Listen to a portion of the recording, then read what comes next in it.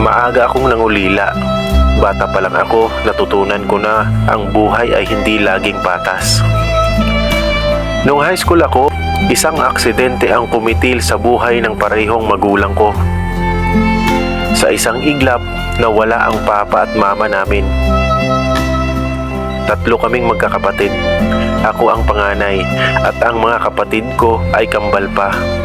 Sa araw ng libing, habang nakatingin ako sa kabaong nila, paulit-ulit lang yung tanong sa isip ko, paano na kami? Wala nang magpapakain sa amin. Wala nang magtutulak sa amin papasok sa paaralan. At ako, bilang kuya, alam kong wala na akong karapatang umiyak ng matagal kasi kailangan kong tumayo para sa kanila. Hindi na ako nakapagtapos ng high school.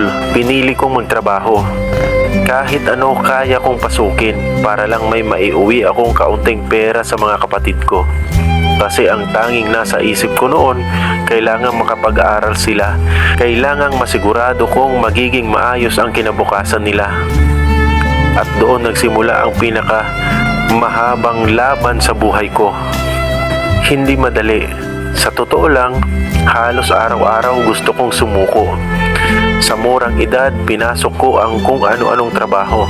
Minsan, kargador sa palengke, minsan construction helper, minsan nagdi-deliver ng tubig, basta may kita, papasukin ko.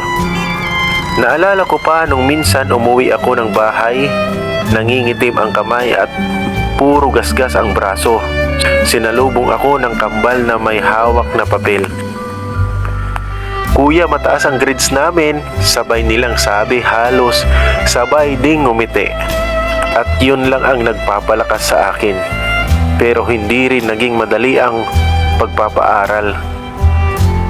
May mga panahong nagtatago ako sa likod ng tindahan para hindi makita ng mga kasamahan ko kasi wala na akong pambili ng pagkain. Kung meron man, madalas hindi sapat dahil may mas dapat unahin.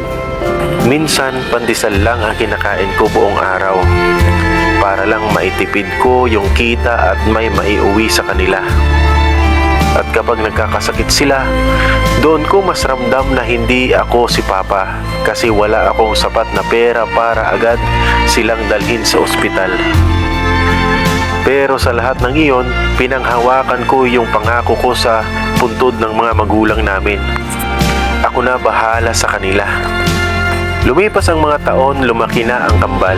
Habang nakikita ko silang nag-aaral, bit-bit ang malalaking bag at gamit, parang gumagaan yung bigat sa dibdib ko.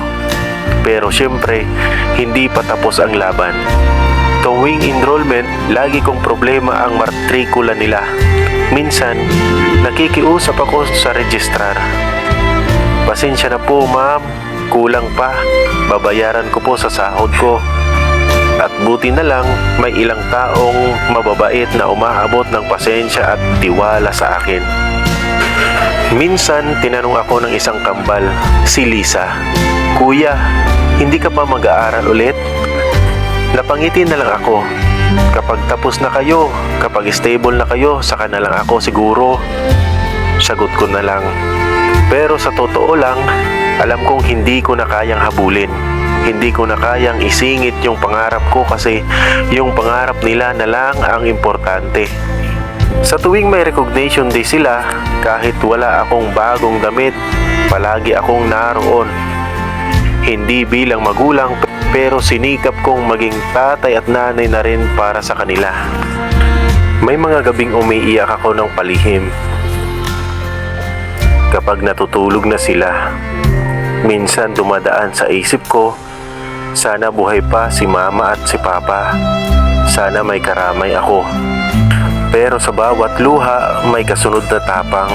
Kasi lagi kong iniisip, kung ako susuko, sino pa ang aasahan ng kambal? Sa lahat ng trabaho, natuto akong magtiis at magpakumbaba. Naranasan kong maliitin, pagalitan ng amo at minsan hindi bayaran ng tama. Pero hindi ko kailanman iniwan ang laban. Sa isip ko, darating yung araw na makikita ko silang magsuot ng toga.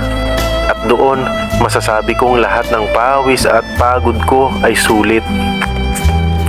Hanggang dumating yung araw na pinakahihintay ko. Ngayong taon, natupad na ang pinakahabang panalangin ko. Natapos ang kambal, si Lisa nakapagtapos bilang guro, si Lina naman bilang accountant. Nung hawak na nila yung diploma nila, parang bumalik lahat ng alaala. Lahat ng gabi ng gutom, lahat ng araw ng pagtitiis, lahat ng pangungutya ng ibang tao na sayang hindi ka nakapagtapos. Iyon ang laging naririnig kong pangungutya ng mga tao sa akin. Pero ngayon, ito na ang kambal. Hawak ang tagumpay na bunga ng lahat ng sakripisyo ko. Niyakap nila ako ng sabay at sabay ding nagpasalamat. Kuya, kung hindi dahil sa'yo, wala kami dito. Doon ako tuluyang napaiyak. Hindi ko na pinigilan. Kasi sa unang pagkakataon, hindi na ako natakot umiyak. Ngayon, habang sinusulat ko ito, wala pa rin akong diploma.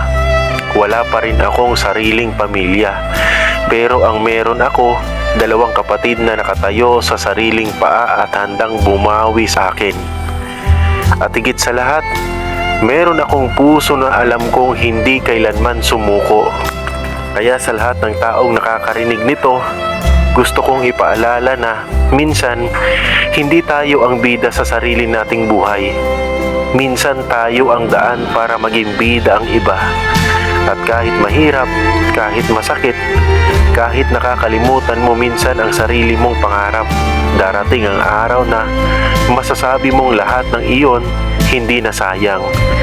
Kasi sulit ang lahat kapag nakita mong nagtagumpay na ang mga taong minahal mo.